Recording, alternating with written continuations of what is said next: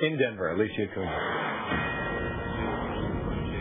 And this is a Fox News alert for you right now. This is from our own Major Garrett, who is our congressional correspondent down in Washington. Democratic committee staff are advising that Al Gore is not yet at this hearing. He was supposed to be there at 9:30. He will not be there until 10 a.m., they say. The reason? Gore has refused to listen to the Republican opening statements, skeptical of his climate change thesis. The committee Democrats running this hearing waived their opening statements, but the Republicans did not. And according to our own Major Garrett, Al Gore decided not to sit at the witness table and not to listen to the Republican skepticism about the testimony Al Gore intends to offer this morning. Take a listen. Have their testimony in writing 48 hours in advance. Now, Mr. Gore is not only a former vice president, he is a former member of the House, a former member of this committee, and I believe a former subcommittee chairman of this committee.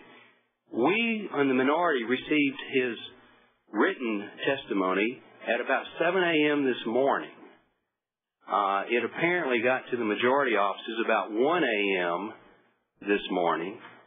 How are we supposed to prepare questions for our esteemed witness when we're basically given the testimony 2 hours before he shows up? And that is a clear violation of the rules. Well, if the gentleman would permit, the chair will respond. First of all, it is not a violation because this is a matter which is addressed, again, in the discretion of the chair. And the chair has made the decision that we would not. And as you can hear them discussing, this is just the latest in a series of procedural irregularities that have gone down in this House hearing per Al Gore.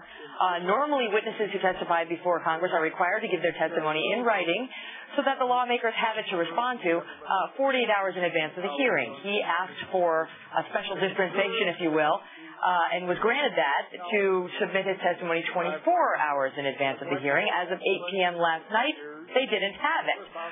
This morning, they said they did have it, so at the last minute, he forked it over.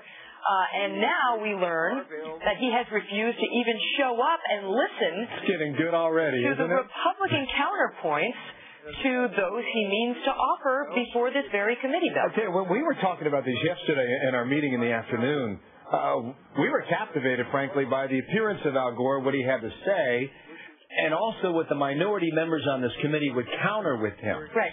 He has been all over the country, and all over the world for that matter, with the movie and Inconvenient Truth and all the hullabaloo surrounding the Oscars. And we expected him to appear here today so that we could get the give and take, because that will be the most interesting aspect of his testimony. That's right, but he's not even in the room yet.